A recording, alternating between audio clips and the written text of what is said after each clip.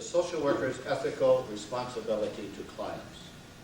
And it reads, the social worker should serve clients with devotion, loyalty, determination, and the maximum application of professional skill and competence. And I suggest to your colleagues that this sentence is the core of all of our ethical responsibilities. And it is the one that we should all have printed on our desk and look at each time we function in any of our many professional roles. And it is the theme I will use in developing the paper I've prepared for today. And I know that we have some students present. I just met a group of them a few moments ago. And if they are like most students I know, the most compelling fantasy that is held relating to the soon-to-arrive graduation day is that of being freed from writing papers. But the one constant that I hear wherever I travel is a complaint about the number of papers due before the end of term and the concomitant concern about the unreal expectation of professors in regard to these papers. And I want to warn you that in fact, as social workers, you'll never be out of the, quote, requirement to write papers due. And this especially if you get into any aspect of the teaching component of our profession. What does change, though, is that after graduation, instead of writing for professors, you'll be writing for colleagues, and that you have little or no say in regard to the title of such papers. And that brings me to today's title, Ethics, Lies, and Videotape. When Dr. Angel first proposed this to me, I had no idea what he was talking about, and even less of an idea about what would say in such a paper. However, being an inquisitive type of person, one who, according to my wife Joanne, is genetically incapable of saying no to any speaking, I nevertheless accepted it. It was only later that I learned that this title was taken from the name of a popular movie, Sex, Lies, and Videotape. When our children were much smaller, we, like good parents, screened carefully what they watched on television. However, now the tables have been turned, and frequently films are brought home for the VCR, from which Joanne and I are excluded, with the admonition that this is not a film that is suitable for us to watch. And since we do not watch many films anyway, this was another one about which we knew nothing, and of course had not seen. However, sensing that it might assist me in preparing this paper,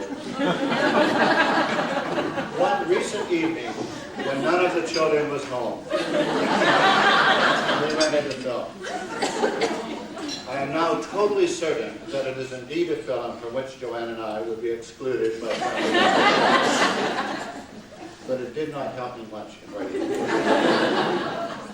It only made me wish that I had been assigned the original name for the paper instead of the derivation of it. However, once I began to understand the overall thrust of the workshop, I began to think and wrestle with the idea. And thus my first irritation with Dr. Angel and his colleagues moved to worry, then to curiosity, and then to interest. And I began, of course, as did the planners of today, with the awareness that we live in an age of ever-increasing challenges as professionals.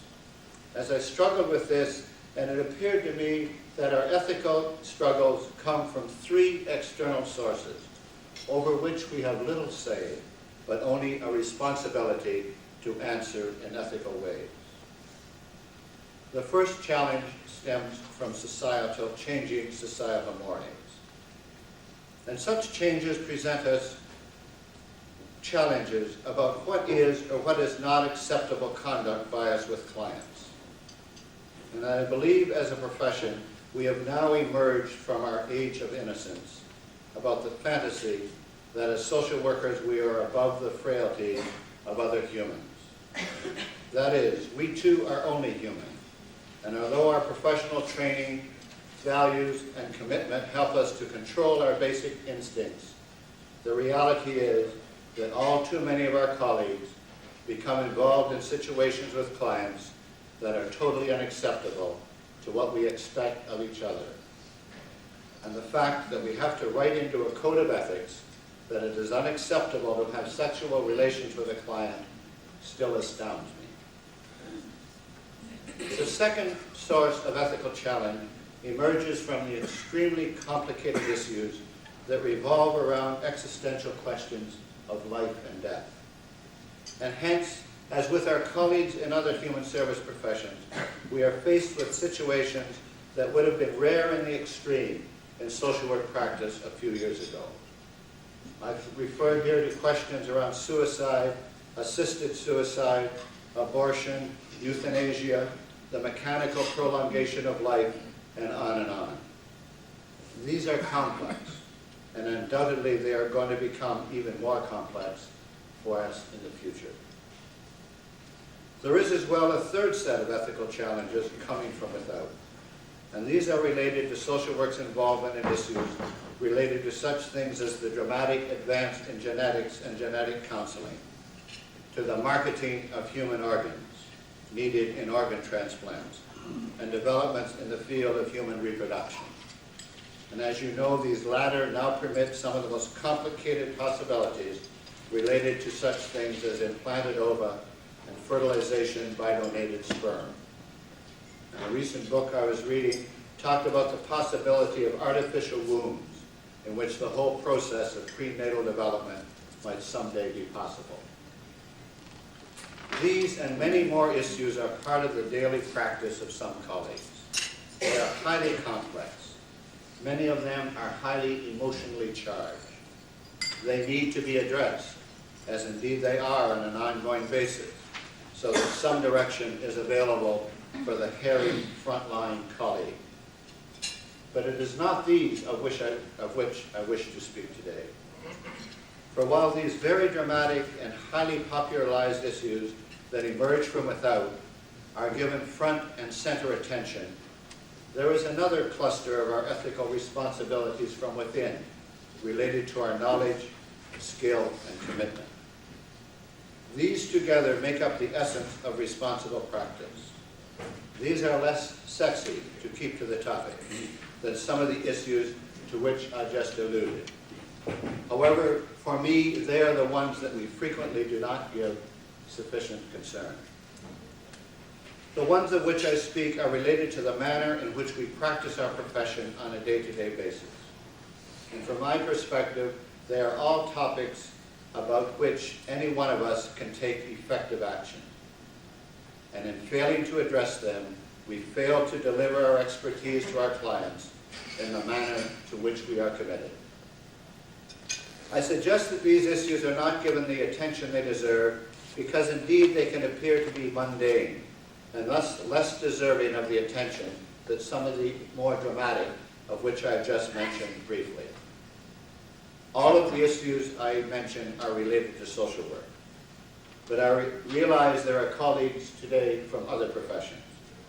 I don't think it's appropriate for me to advise them, but do hope that my comments may be of some value. I began first to focus on this aspect of our ethical responsibilities when I read an article that a colleague recently sent me. It is by three colleagues at St. Louis University, Bacover, and Bender, and it was published in a 1982 edition of the Journal of Marital and Family Therapy. The name of the article is, "Let Us First Do No Harm." It is a well-written article that focuses on a set of concepts related to functional and dysfunctional behavior and how the application of some of these can lead to the harming of individuals and couples in therapy. This rather than helping them. Interesting as was the content, it was more the general idea that stayed with me. That is, that we must constantly be aware that our theories and techniques can cause harm when misused in the same way that the non-use of available knowledge can deprive people of available help. I became intrigued by this concept and have spent some time thinking about the question and the challenge. And in so doing, I've identified some 9 areas where I suggest there are ethical challenges we must face related to our use or non-use of knowledge and skill. These appear to fall into three clusters. First, those related to the knowledge base of the profession. Secondly, those related to the sociology of the profession. And third, those related to some operational aspects of practice. Let me speak briefly of each. My goal in so doing is not to attempt to come up with final answers. Rather, I would hope that my comments will lead us to dialogue that will in turn provide us with an enriched idea of what indeed are the constituent components of ethical practice in social work. I took my cue from the pamphlet you prepared for the workshop. In it, you talk about looking for direction, not final answers. That is, we know there is not, nor will there ever be, a textbook or computer program that will permit us to look up every situation we meet in order to find the correct ethical position. Rather, what we need is the ability to recognize what is or what are ethical challenges and what are some of the ways to confront them. Your announcement also talks about dialogue, and this is what I hope will emerge as the day develops.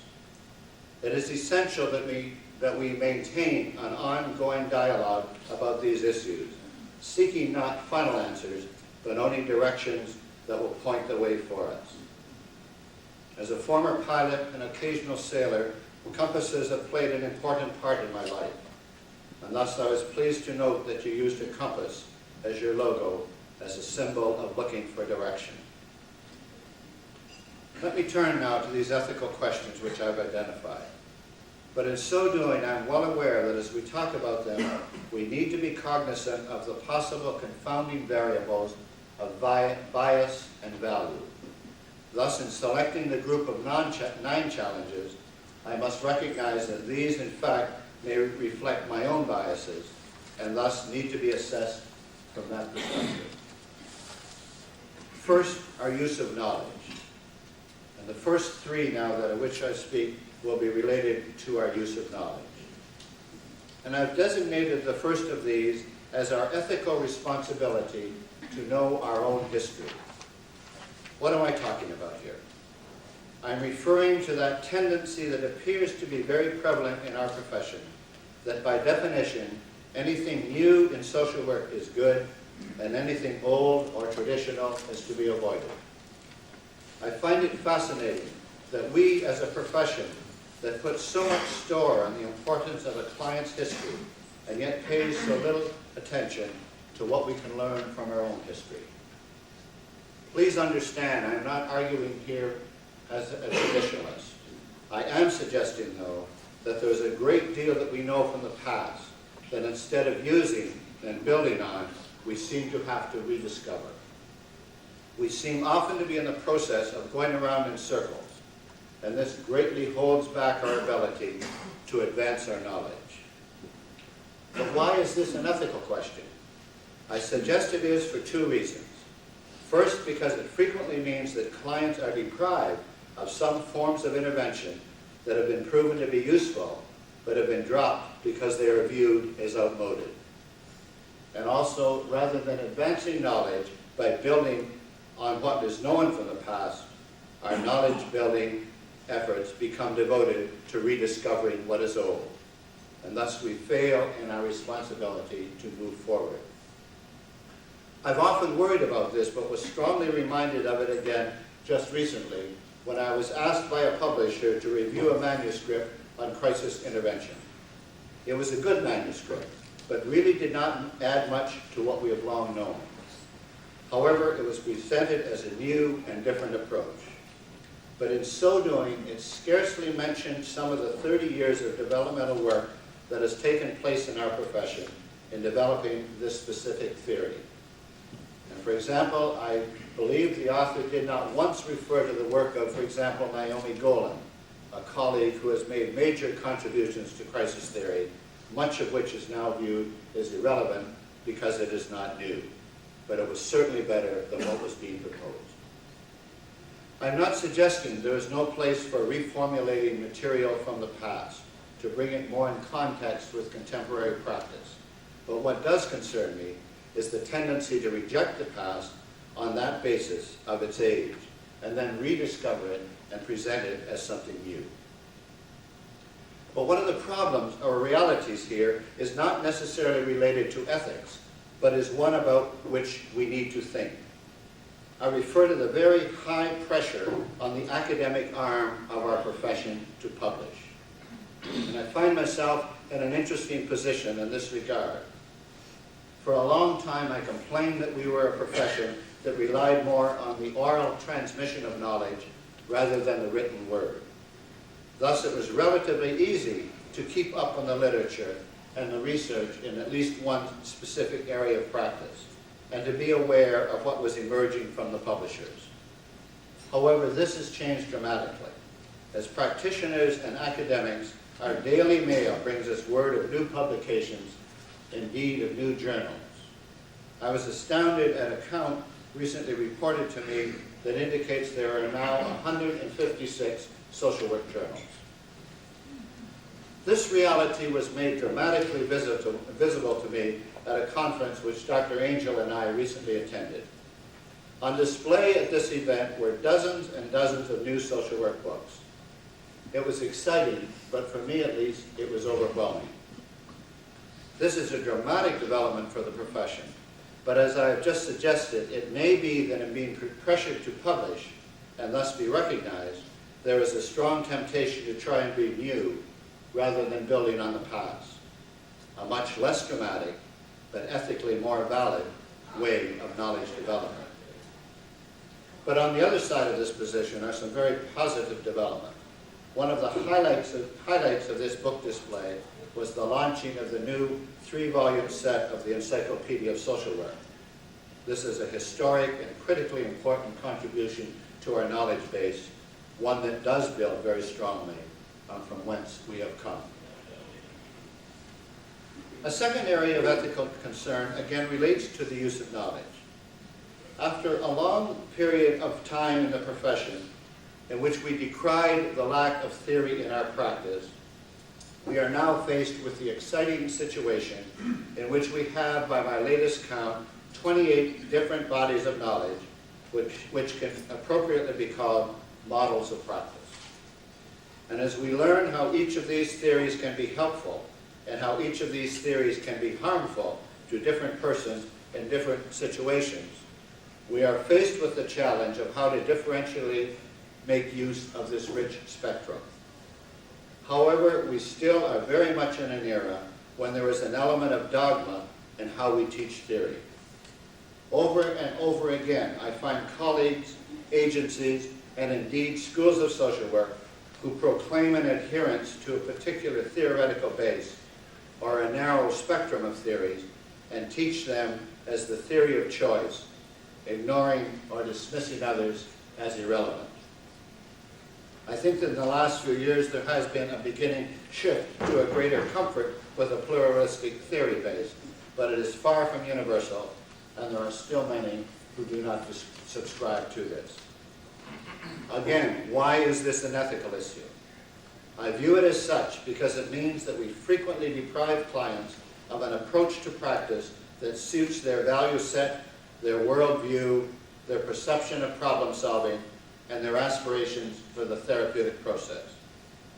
If indeed each theory does have a best fit for some clients, and there is evidence that this is so, then I suggest we have an ethical responsibility to make a much broader use of this range of theories than we currently appear to be doing.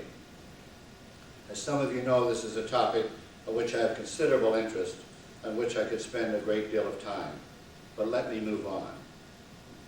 The third ethical issue endemic to many of the helping professions is also related to the use of knowledge. Here I would speak of our responsibility to build our knowledge on research. That is, we have an ethical responsibility to ensure that as far as possible, we only use approaches, techniques, strategies, and forms of intervention that have proven valid. I say in as far as possible, For our practice is so complex and ever-changing that it will always be ahead of its research base. But we cannot hide behind this reality. In spite of the marked increase in interest and sophistication in our research knowledge and skills, there is little of practice that has been systematically tested. Much of our practice is based on custom, practice wisdom, administrative dicta, and dogmatic beliefs that what we are doing with clients is useful and the best there is to offer. Depending on when you did your professional training, many of you will remember the furor that Dr. Joel Fisher caused some years ago when he strongly advocated that it was unethical to make use of theory and practice that did not have an empirical base. He then went on to say that very little of what was practiced in social work met this test of validity.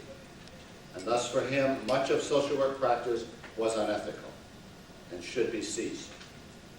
Although over the years Dr. Fisher and I have disagreed on many things, this is one area where we do have some commonality.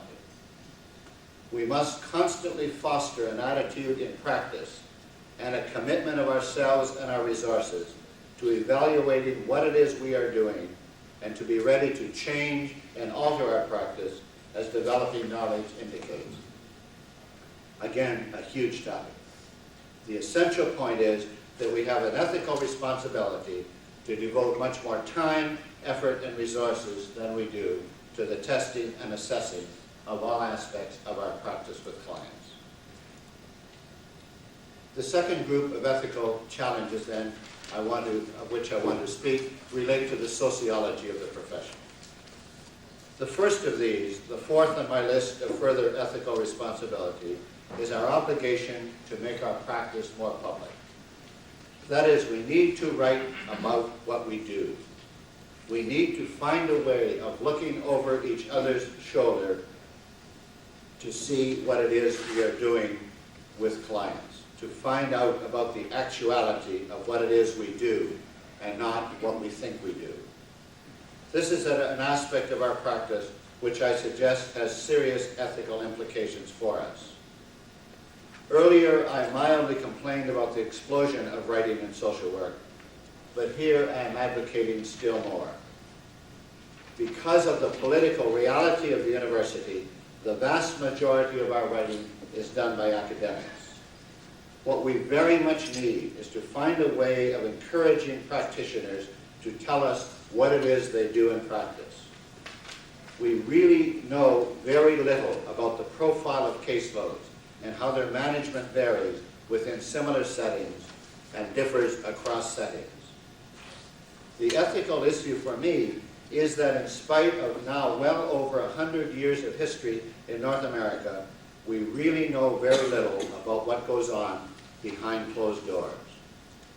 Certainly we have some examples of family therapy tapes, and in recent years do have an increasing opportunity to watch or at least listen to our students interview. But there is virtually no first-hand opportunity to see our senior colleagues working with clients. Much of our teaching is built on sharing with people what it is we think we do with clients, not showing them how to do it. Certainly this isn't true in many teaching settings. However, even when it does happen there, we do not share this in the literature of the profession. Once again, a large ethical challenge. My list goes on. The ethical issue that I want to identify now is of a different order than most of the other ones about which we have or will be talking. This one is more deeply buried in the history, politics, and sociology of the profession. It is what, in my view, is our ethical responsibility to wage relentless war about what I call the heresy of dichotomization. As my colleagues in teaching here today know so well, over the last century, especially in North America, there has been a strong tendency to convert many issues in social work teaching and practice to either-or situations. This has happened around practice methods, schools of social work, theories, significant persons, techniques, even around textbooks. That is, when there have been differences in viewpoint, as indeed there needs to be in any profession where knowledge and practice are constantly evolving, we have tended to deal with such differences by converting them to either-or situations. That is, making one right and one wrong. When this happens, we quickly find persons lining up on each side of the debate, and of course, out of this, another one of our many holy wars emerges. There have been and continue to be such dichotomies. I won't try and list them all. I will comment on one that is still highly prevalent, at least in Canada. I speak of the reality in which the curricula of many schools of social work are still divided into macro-micro divisions. Deep down, we all know there are very few phenomena in our practice which are either one way or the other. For the most part, the variables with which we deal in practice are continua, where there are very few fixed points. What is difficult about continua, rather than dichotomies, is that it makes teaching, curriculum building, research, and book writing much more difficult and much less precise. But it is the reality of our world and the reality in which our clients' lives are carried out, and we must learn to be increasingly comfortable with the uncertainty of changing points on many continua. The point I want to make today is that we ask that we view this phenomena from an ethical perspective and address it in this way. Let me comment, though, on one other of these dichotomies, because I see that Joanne and Dr. Ross are going to be addressing it later today. It is the question of institutions and deinstitutionalization. Here again, we quickly converted the goal of getting more people back into the community into an all or nothing debate. And I thought of this the other day in San Diego when I was with Grant at the conference where all of the new books were being displayed. And there was one that caught my eye, but regrettably I didn't go back and look at it. And it was called Bring Back the Orphanages. I don't know what the thesis of the book is, and if anyone here knows of it, I'd like to know about it. But what it made me wonder, at least, was that perhaps we are beginning to think that it was not institutionalization that we were against, but the bad parts of institutionalization. I recently heard a paper, I was driving home actually from work, it was on the radio, public radio, a paper by a sociologist who had studied some of the orphanages at the turn of the century in North America. Institutions that most of us were raised to view in retrospect as being bad. But one of her points was that they played a very important role for poor parents and single parent families of the day, in that children could be taken there on Monday morning and picked up Friday night or Saturday morning, the parent assured that for that week the child had proper food and schooling. And really not very different from the way many of us raised our kids. It may well be that such institutions do have a role, but I think the point is that we at least look at them and not make them dichotomy. My next ethical concern, my sixth, relates to multiculturalism. And this is a much more elusive ethical concept, yet I believe a critical one. Certainly our profession, perhaps more than any other, has been interested in and aware of the importance of ethnicity, culture, and race.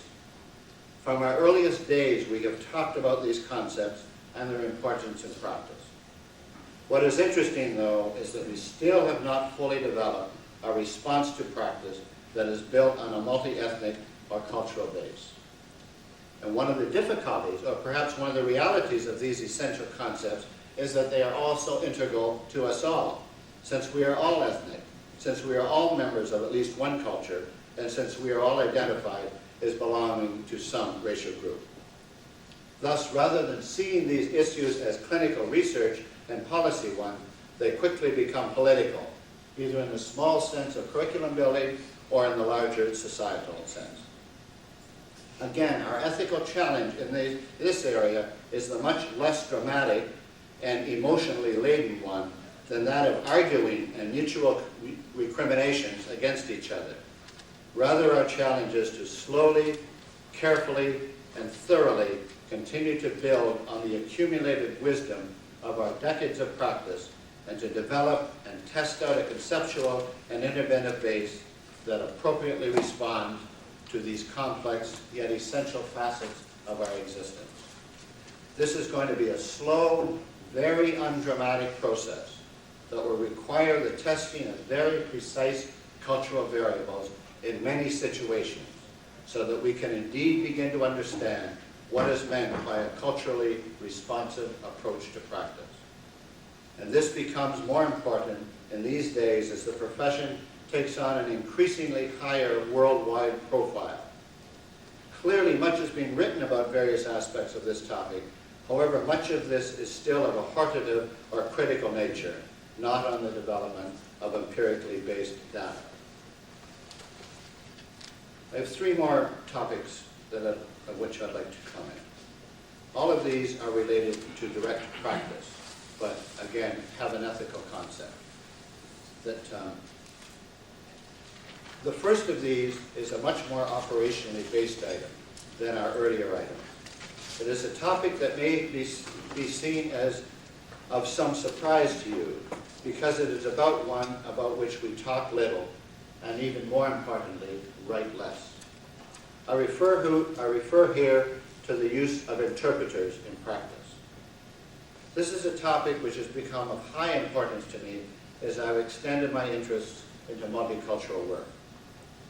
As I'm sure you are all well aware, in virtually all North American cities now, you will find persons from all parts of the world, many of whom do not speak English. In Toronto, for example, we now have 180 different languages spoken. To an increasing extent, these persons are also finding their way into the network of the helping profession. And in so doing, it frequently occurs now, and I suggest that it is going to increase, that in order to communicate with such clients, we are going to have to do so through the medium of an interpreter. And in recent years, I have traveled quite a bit and have met colleagues in most parts of the world, and thus often had to communicate with them through interpreters. And these experiences led me to wonder about the possibility of doing intensive therapy with persons through this medium. This is a large topic. I only want to comment on the ethical aspects of it, and this from two perspectives. My first finding is, as I've become involved in this area, is the little that we have written about it. In the whole of the social work literature, going back about 25 years, there are only 2 or 3 articles, and these, for the most part, warned against the pitfalls of using interpreters. And this wouldn't be so bad if indeed this was not an important component of practice.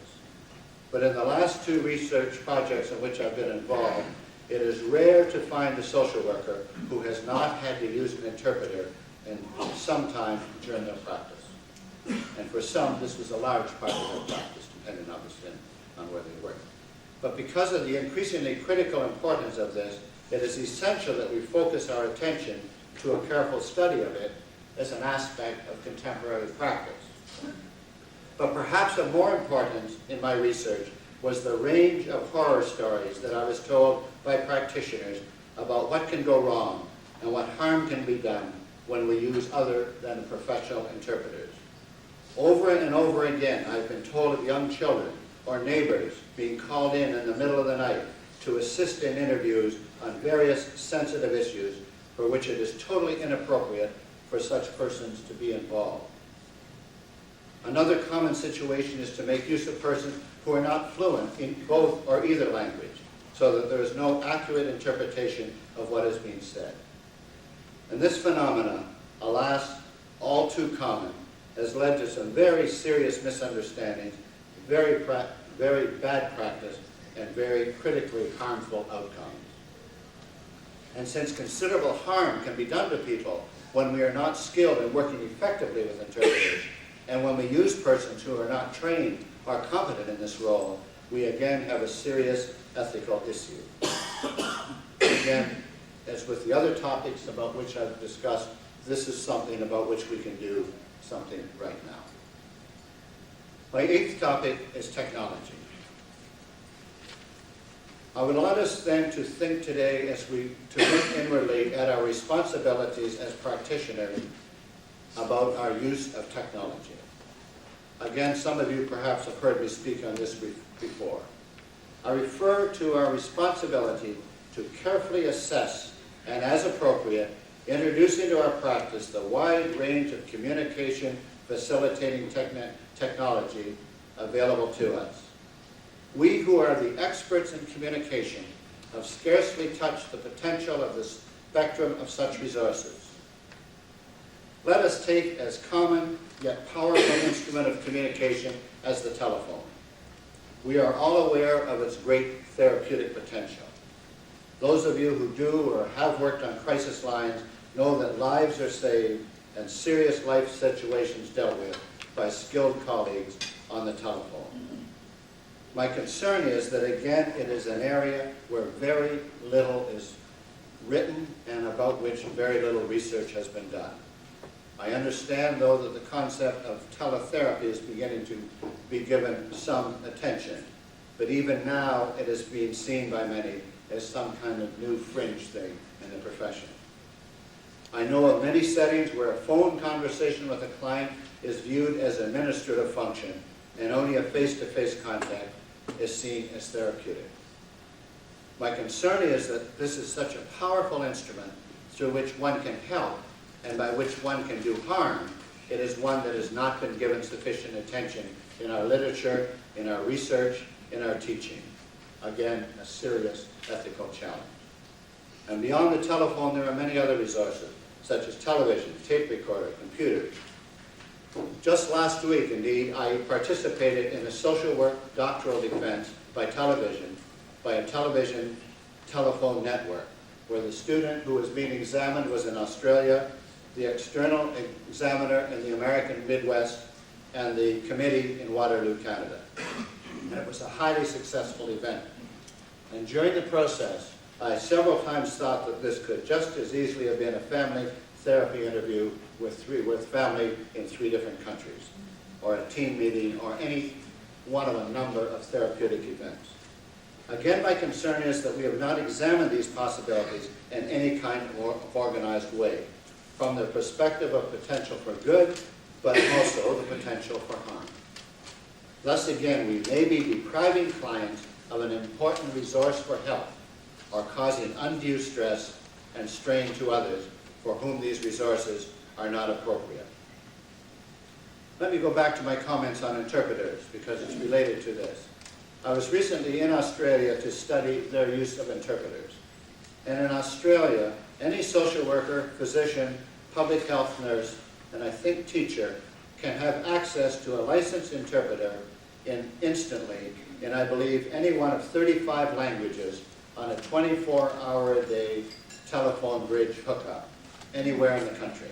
So in the most isolated part of Australia, you could meet a Laotian family, and with your car telephone, as a lot of the Australian social workers be interviewing them through a licensed interpreter back in Darwin.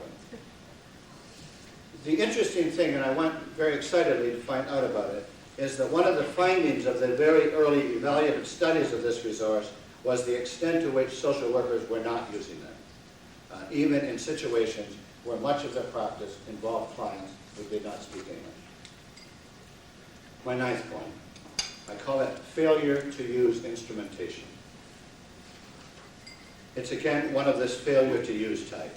I'm referring here to the very limited use by social workers of the rich collection of standardized instruments available to us which measure a wide range of the biopsychosocial aspects of our clients. And as you are all well aware, there are literally thousands of various types of scales, questionnaires, and tests available. And these can provide us with very useful and very organized information about many aspects of our client's life. But as well, they can be of considerable direct assistance to us to get a clearer picture of who our clients are and how they are functioning in diverse areas of their life. I'm not talking about the complex diagnostic instruments used by our colleagues in psychology, many of which do require specific expertise both to administer and to interpret. Rather, I am referring to those many resources available which are we are fully capable of administering and fully capable of interpreting, which help give us organized data about a client and to identify areas of change, improvement, or stress. Again, if one examines the literature of social work, you'll find very little written about this. Certainly, in much of social work research, one finds persons who have used various instruments to test or measure many components of the variables being considered.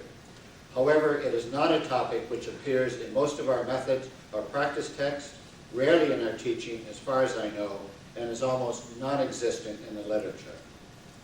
I was reminded of this phenomena at a recent thesis event in which I participated, in which the student had compared two groups of practitioners doing marriage counseling. One group made use of various types of relationship and self-perception scales, and the other did not. And there were very strong differences between the outcomes of the cases in both groups in favor of the instrument users. There is much evidence, as you know, that some people will answer the computer's programmed questions about such things as substance abuse, sexual difficulties, expressions of violence, much more openly and accurately than during a live interview.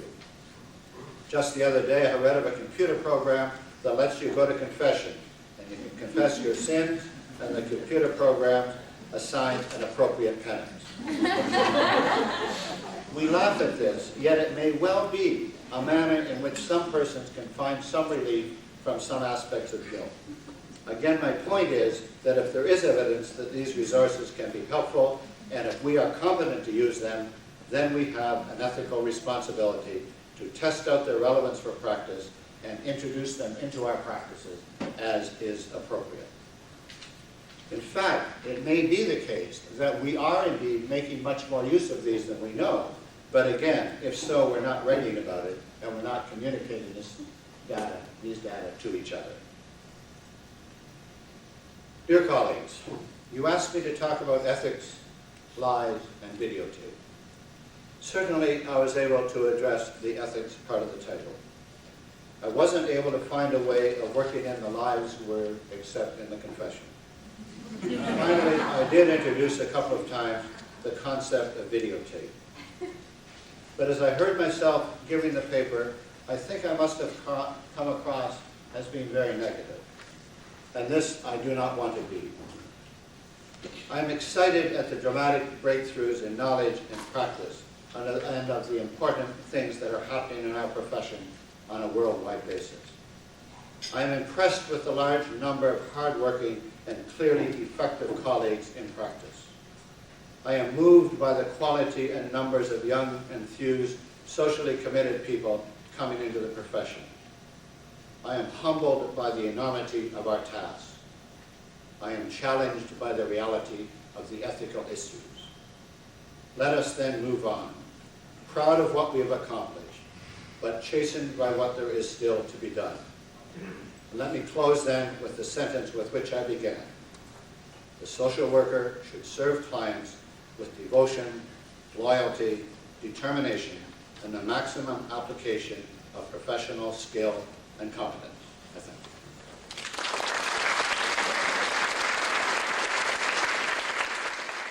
you. When I said what got me into social work, partly is because I couldn't be a Spitfire pilot. And nobody will know what that means, but I've been pouting about that for a long time. I think I was always headed to social work. That's the only conclusion I could come up with. We were a depression family, lots of kids, and there was lots of neighborhood back and forth. You just took that for granted. Christmas boxes being exchanged. So I think I was always headed to doing something like that type of thing. As far as formally, I was in an undergraduate program at Windsor, at Assumption then, honors philosophy. I thought, well, if I could learn philosophy, I could pretty well settle the world's problems. Somewhere second or third year, I remember meeting a friend of mine, or no, he'd been a classmate of mine, on the bus. We were just driving someplace, and I asked him what he was doing. He was telling me he was working at the Catholic Children's Aid. I'd never heard. That didn't mean anything to me. I thought about that for a week or so. I tracked him down, and he said, well, we're hiring. Why don't you come in and see what you're interested in? A man named Mr. Roy Bondi hired me. And that's how I instantly became a formal social worker. The one thing he said to me after he'd interviewed, he said, Turner, if you come into this business, you've got to go on for your education. You can't just be a nice guy. You've got to be professional about this. So I stayed, I guess, a year, maybe a year and a half, and then went on to the University of Ottawa. It was then the school to go to. It was Catholic. It was the University of Ottawa. It was bilingual. It was experimenting with some interesting kinds of placements, and it just fitted what I wanted. So, and from there on in, it just kept going. You know, I think that's the kind of things that let me go back a bit. I know one course I had to take in at Windsor in this undergraduate program was in psychology. I'd never heard of the word hardly, but I was fascinated by the course. I didn't like all of it, but the course intrigued me, and the idea of learning more about it intrigued me. So they kind of came together when I ended up at the Children's Aid. The war was over, and people were, I think I was the youngest man in the class at Assumption. These guys had all invaded and shook hands with Eisenhower. I mean, they had great war stories in the pub after class. I had been the president of the St. Alphonsus Alder Society, so Alder Boys, so I had nothing really to say to these stories. Once I got to Ottawa for first, I signed up for the BSW program. I thought that'd be plenty, but so then I think I was out a year and then did the MSW my second year. But it became clear that I was hungry for education. And so very early on, towards the end of my master's, a man named Swithin Bowers, not a name known much anymore, but he had really brought clinical social work to Canada. He had been out of Columbia. He was an oblate, father of the oblate priests, and he started Ottawa. And it was the place to go. It became the in thing to do.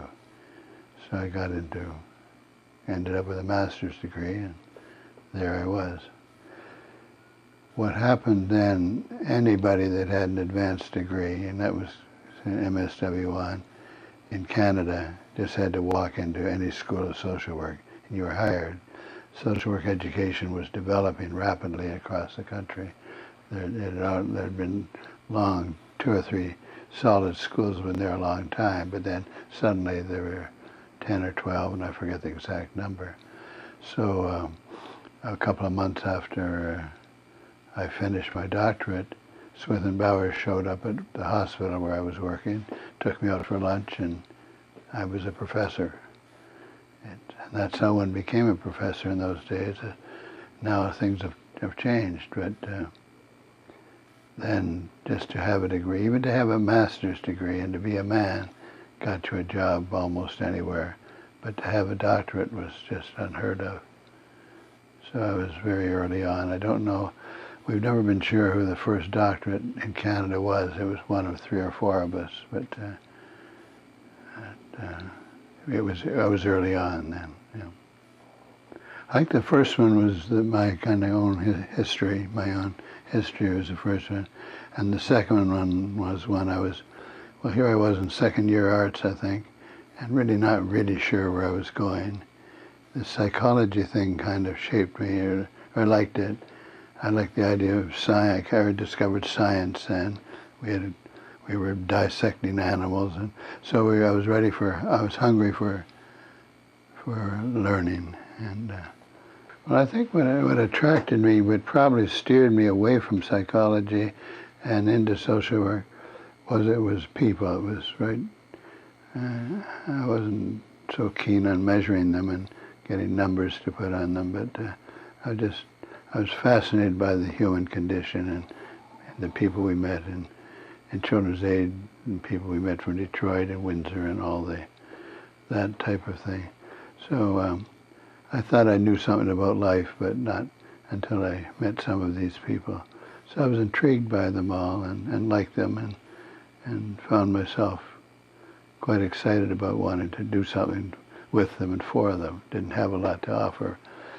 But I think what Smith and Bowers did in Ottawa, he brought the term psychosocial wasn't being used, but he brought this idea of that psychology. I think his own background might have been psychology, but it was psychology, but it was also the conditions in which people live, in which people find themselves. So the psychosocial came early, although I didn't really hear it, or it didn't become a part of me till I was at Columbia, and Columbia was liking that psychosocial very much. What's happened now, as you probably know, is biopsychosocial, we have to say, and that was the piece that certainly in Ottawa we didn't talk about bio at all. That was a different world, but more and more we're finding that we've got to get much more interested in and knowledgeable about and involved in the biological part of human nature. Well, I think what's always been unique, it's always gotten us in trouble, but it's always been unique, is by the biopsychosocial. How do you ride 3 horses? Although they're not, we're finding out more and more they're not separate horses. They come together and interact and interject. But I was intrigued by that.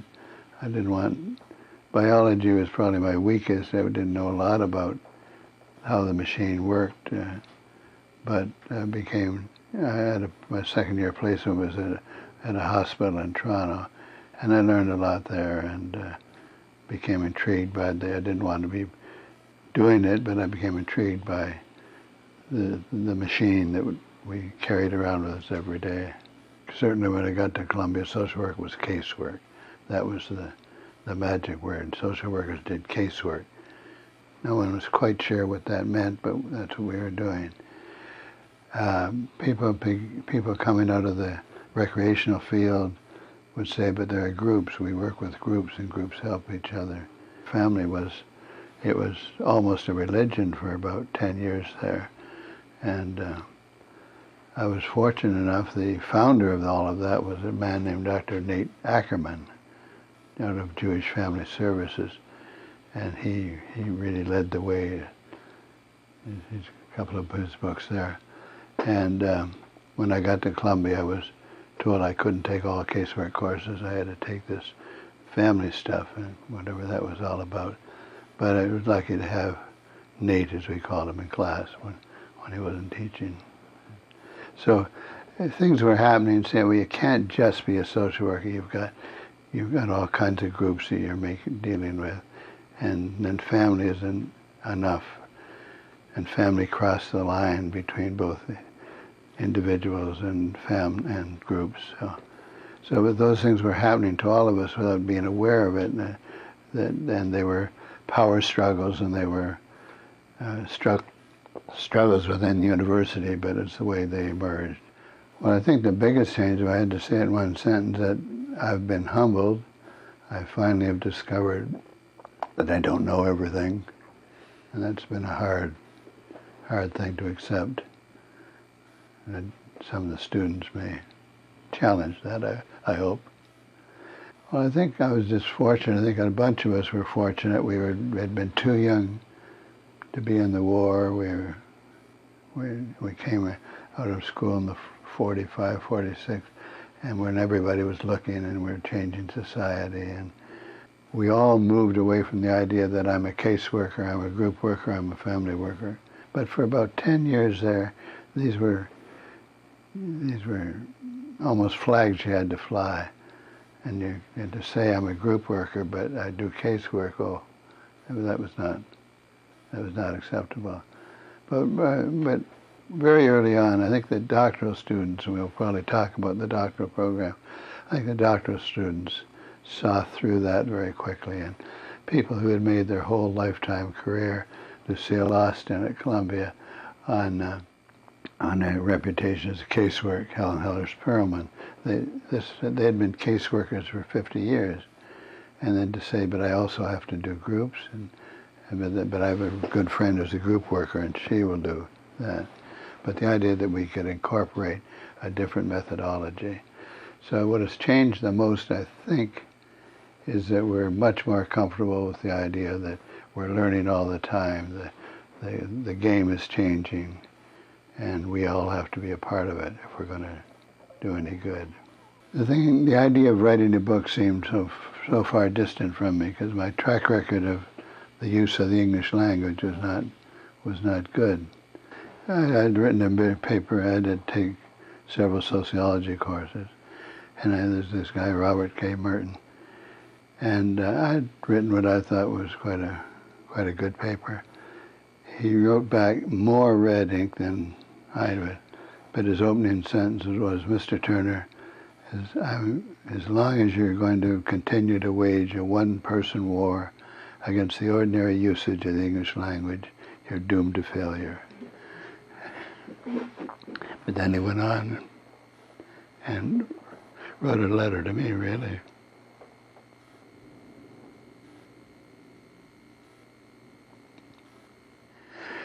But I think when I was nosy, I've always been nosy, always been wanting to find out. And I think two things had happened. I came back to Canada after Columbia and realized that there was zero Canadian literature. Not quite there. There were a couple of French written things out of Quebec, but there was nothing. And I began to realize, and then at that time, my interest in multiculturalism was disbanded. I'd been doing some work in the Arctic and was fascinated by the needs of people, both as a system and as individuals. And I realized that there was just no Canadian literature. So I just said, well, shyness has never been my problem. So we did a couple of books, and they just caught on. So it became a part of my life, and the university world helped in that, because to survive in the university world, one has to write, or one has to publish, as you know. So it was more a chance thing, but I think it was a realization that we're just as good as they are. I mean, say that humbly, and that we have things to say. And that by that time, there was a fairly large number of Canadian, mostly men, I think, coming back from the States with doctorates. And they caught on to that. I was able to get some of them enthusiastic about writing, and away we went. Social work was struggling to find its place on the university campus, where all of this we're talking about was happening. Nobody was saying we shouldn't be here. It's just we weren't demonstrating that we should be here.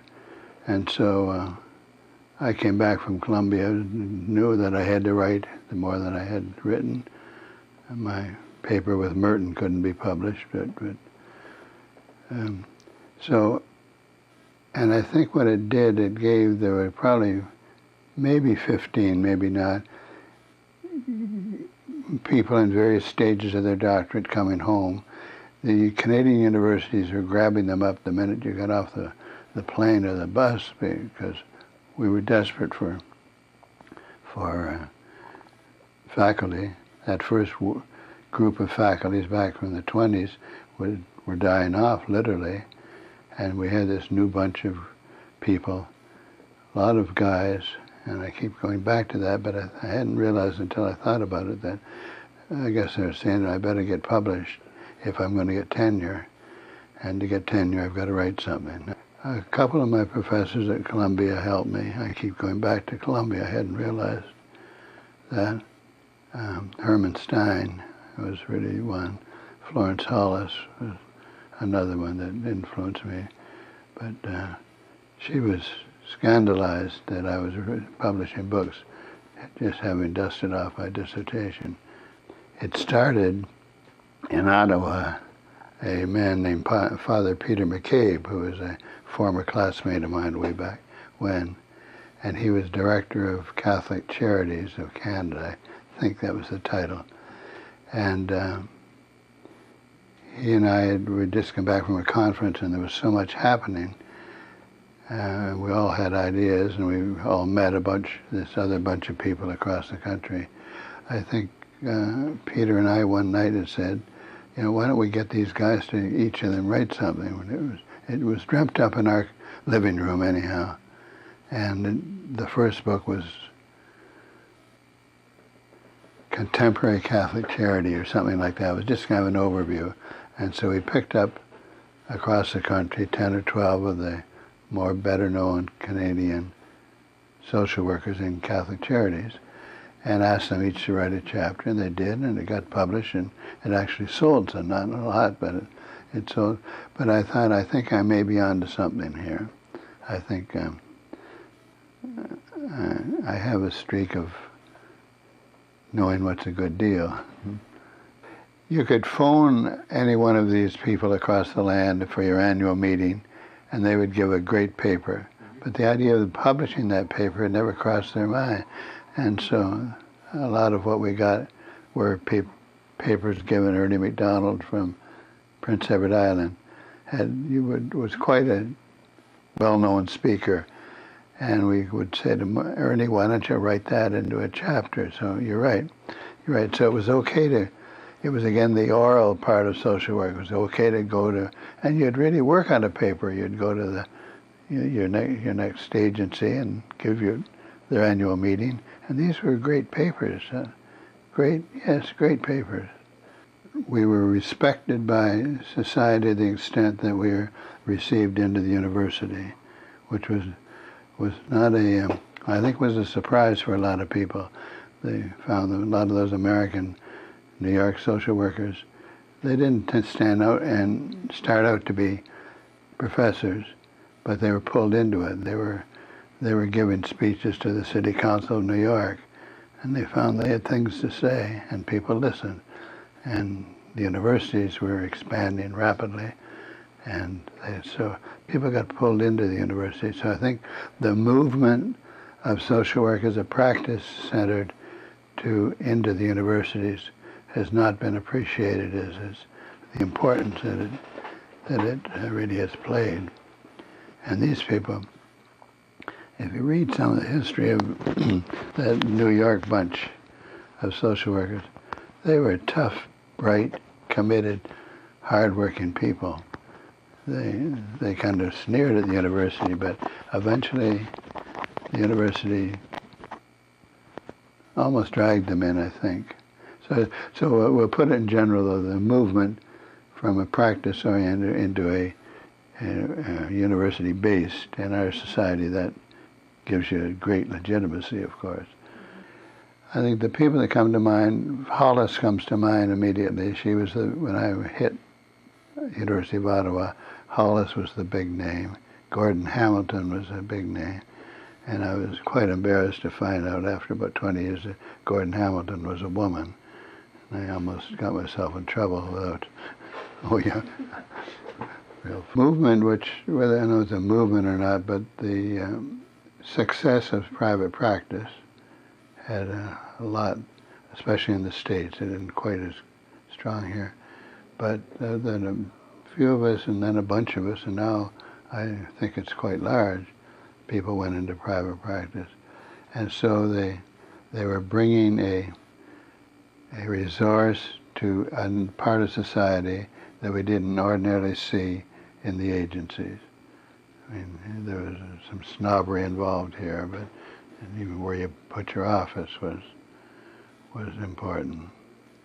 And one of our major victories was to get Bell Telephone to list us under social worker. And some of our colleagues were quite shocked at this. We're trying to make money. There was something dirty about the private practice, allegedly. But it was, at the same time, now we didn't start it all, but it caught on in Toronto and did very well. So the development of private practice as an important, not important, a legitimate part of society. One of our biggest weaknesses as a profession in North America is we don't know how to brag. And I mean this very seriously. We do so many wonderful things in society, but we must spend a lot of money on how to hide them, because we hide them well. If you watch the Globe and Mail these days, almost every day there's the graduating class in political science from the University of. I mean, the universities are needing money, and they're getting money. Social work never appears. I mean, we have not learned how to sell ourselves effectively. And somehow behind that is the idea that there's something dirty about that. That if you brag, there's a moral thing in here that's a sin. You shouldn't be bragging. And but we do that very poor. Of all the things we do poorly, I think it's selling ourselves. And people pride themselves on hiding what they do, which I've never understood. That's never been my problem. But here's where things get difficult. We're talking about ours as a uni profession. I think our American brethren, our American colleagues do it well. I think they're smart salesmen. They've got the old U.S. Yankee know-how, and they do that well. We don't. And so you start to differentiate. Some places, the Scandinavian, the social welfare field almost runs the whole world, runs the country. So it varies all over the place. But Canada is just not, for somehow, there's nothing wrong. I've always been considered an upstart and always considered, Turner's making money on his books. Well, there's something dirty about that. And I say this with some feeling that we still haven't understood that our schools of business are flourishing all over the land, of course. But because they said we're good. And we just come here, there's nothing better in the country to get. We don't do that. I mean, I'm proud of what I do. I know that I've done some good things. I know I've not done some good things. But I'm supposed to be humble about it. Joanne and I both come out of a Children's Aid background. And so every year we go to the annual meeting of Children's Aid Society of Toronto. And the thing that's exciting about it is they always introduce 15 or 20 kids who have just been admitted to law school, just been admitted. You come away saying, my God, if they hadn't had a social worker, they would still be out running the streets. And why? And yet, first of all, those meetings, I always come away impressed. Never a damn word in the press about it, but nobody asked the press. There's some piece we still haven't got a hold of yet as to how to do it, and that is, that to brag, to do well, to bring about change in a positive way requires a lot of hard work and requires that you're well off and to do a lot of it. The doctoral program has helped. I think that's part of the connection. The doctoral program has helped that a great deal.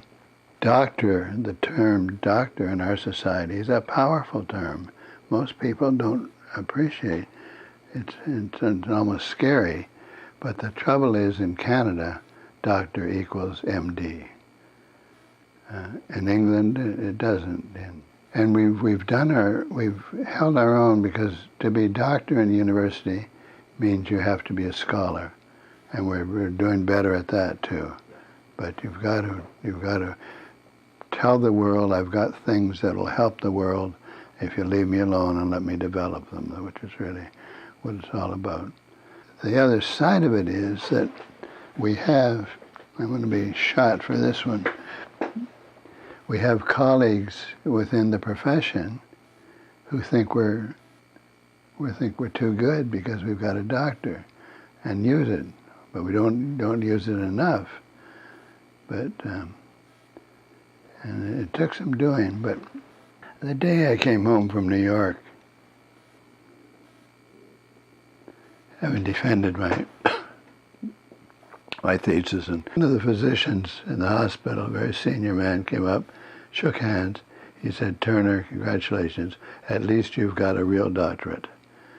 And I realized that never left me, because what he was really saying, the research-based doctorate with a defended dissertation is still the way knowledge develops.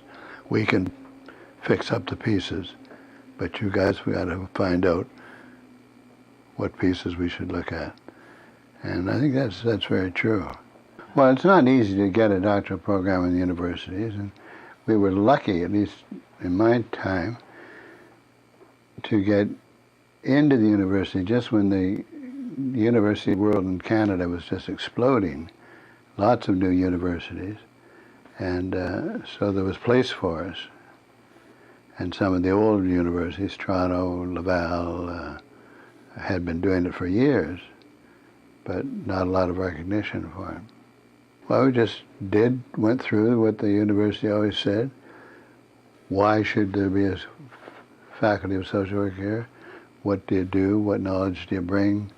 Why do you not belong to? By being able to answer the questions that the university rightly asks of any discipline that wants to claim university status. And we did it, and did it well. Mental health had become, for society, a very, very critical thing back in those days. And you couldn't talk social work, or you couldn't talk mental health then without talking social work. So a lot of the doctoral programs really came in through mental health money. I think I can say that correctly. I had started my doctorate at Toronto and thought it was the only place to go. I'd like to have gone to Laval, but my French wasn't good enough.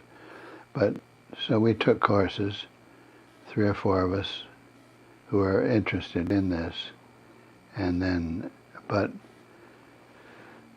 with all respect to the university, Henry Morgan, John Morgan was a British Labourite and Henry had brought him over from England, and he taught that very left-wing London School of Economics, good, but a great teacher. And he called me in one day and he said, "Turner, what you're looking for, we haven't got." And that was quite unusual. And he suggested Columbia, and I'd never heard of Columbia. And off we went. And so critical as he can be of the universities, they also serve this role of helping society fill some of its niches. One, I think the next field and next doctorate somebody should do is space, social work's role to play in space. Because, I mean, right now, one of the big problems in space is how are we going to keep human beings functioning for 4 and 5 months, and now eventually 4 and 5 years. So how to deal with deprived people who are physically deprived in closed quarters and who have to function along with each other, not kill each other.